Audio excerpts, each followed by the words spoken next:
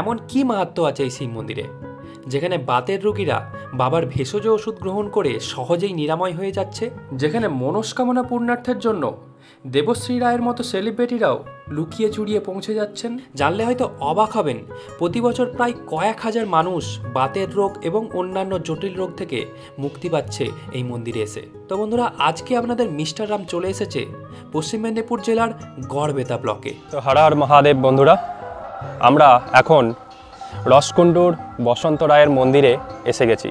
তো চলুন মহাদেবের দর্শন করি এবং ওনার আশীর্বাদ নিই।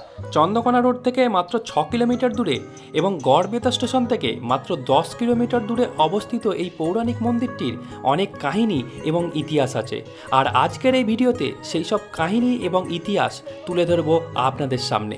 তাহলে বর্তমানে এখন বাবা বসন্ত রায় মানে বাতের রোগীদের স্পেশালিস্ট হয়ে গেছে বললেই চলে। তো আমরা রসকুণ্ডু বাজার পার করে চলে এসেছি এবং আমরা এবার ডান দিকে টার্নিং নেব। হ্যাঁ, এই সেই রসকুণ্ডুর বাবা বসন্ত রায়ের মন্দির। তো বন্ধুরা, সকাল সকাল বাড়িতে চা মুড়ি খেয়ে আমরা দুই বন্ধু মিলে বেরিয়ে পড়েছিলাম গনগনির উদ্দেশ্যে। আর গনগনি যাওয়ার পথে রসকুণ্ডুতে বাবা বসন্ত রায়ের দর্শন করব না তাই কি হয়? সত্যি কথা বলতে এই বছরের গাজন উৎসবের সময় এখানে আসার প্ল্যান ছিল, কিন্তু কোনো কারণে আর আসা হয়নি। কিন্তু আজ এতদিন পর বাবা আমাদেরকে ডেকেছেন, আর তাই আমরা আরামবাগ থেকে 50 কিলোমিটার বাইক জার্নি করে চলে এলাম বাবার আশীর্বাদ নিতে। তো বন্ধুরা, আমরা রসকুণ্ডুর বাবা বসন্ত রায়ের মন্দিরে প্রবেশ করলাম।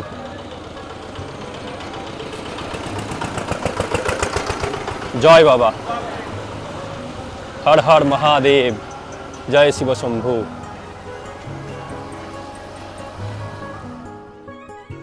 যদিও আমরা যেদিন গেছিলাম সেদিন মন্দির চত্বরটি অনেকটাই ফাঁকা ছিল, কিন্তু গাজন বা শিবরাত্রির সময় এখানে প্রায় কয়েক লক্ষ ভক্তের সমাগম হয়। তবে আজকে মন্দিরে প্রবেশ মাত্রই আমাদের মনে শান্তি অনুভব হচ্ছিল। দক্ষিণমুখী এই মন্দিরের একদম সামনের দিকে একটি বটগাছ বর্তমান এবং মন্দির চত্বরটি কংক্রিট দিয়ে সুন্দরভাবে বাঁধানো আছে।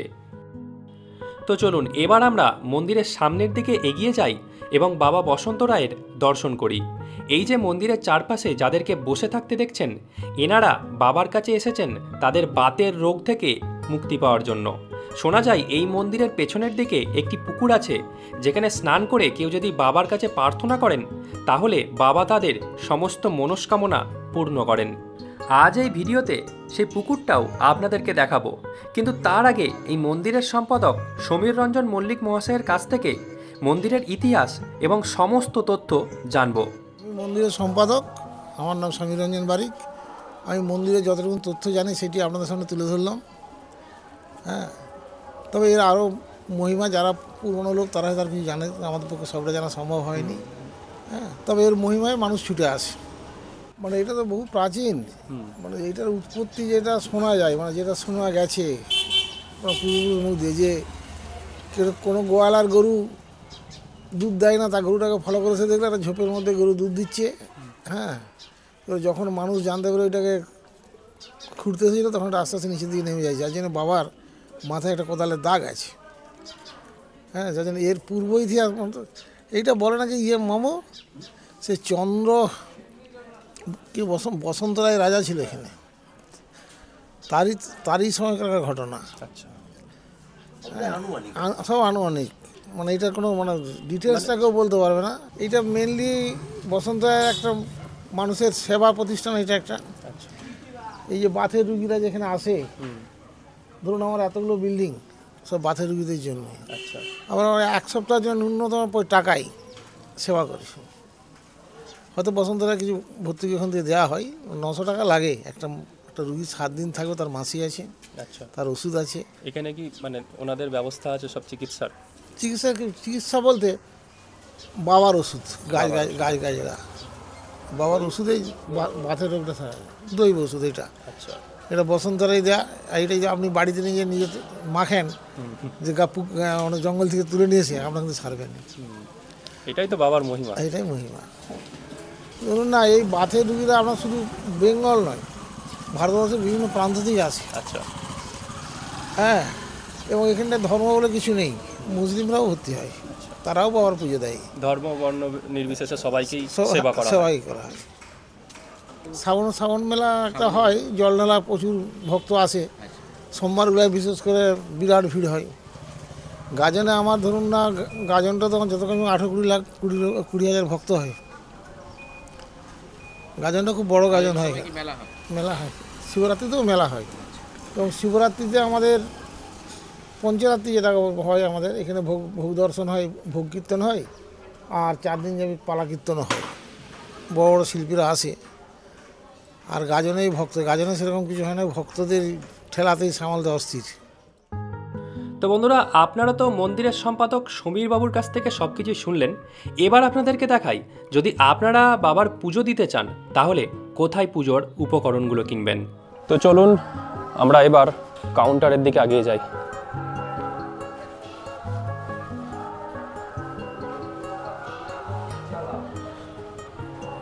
কাউন্টার কি খুলেছে? পুজোর ডালি কত করে?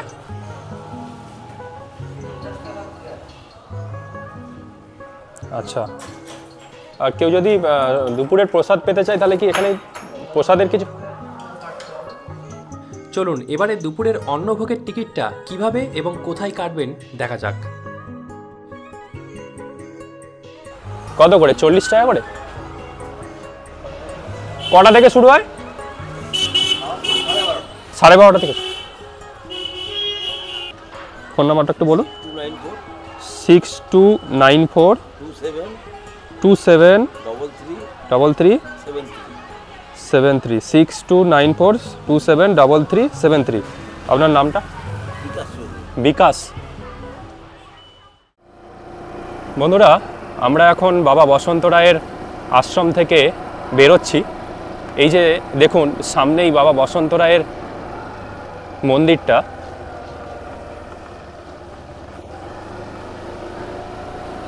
তো আমরা এরপর যাব বাবার সেই ঘাটে, যে ঘাটে স্নান করার পরে প্রত্যেকটা রুগী, যারা বাতের রুগী আছে, সেই ঘাটে স্নান করেই বাবার পুজো দিয়ে রোগ থেকে মুক্তি পায়। তো চলুন আমরা ঘাটের দিকে এগিয়ে যাই। তো বন্ধুরা, পুকুরটা বাবার ঠিক মন্দিরের পেছনে অবস্থিত এবং মন্দির থেকে মাত্র 2 মিনিটের হাঁটা পথ। এই রাস্তা ধরে আগিয়ে গিয়ে বাঁ দিকে ঘুরে সামনেই পুকুরটা দেখতে পাবেন। এই সেই বাবার ঘাট।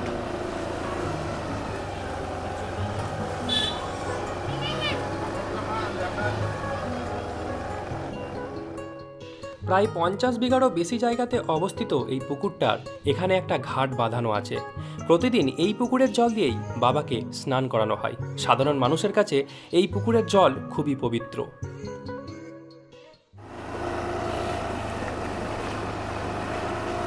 তো বাবা বসন্ত রায়ের মন্দিরের দর্শন আমাদের কমপ্লিট হয়ে গেছে। তো এবার আমরা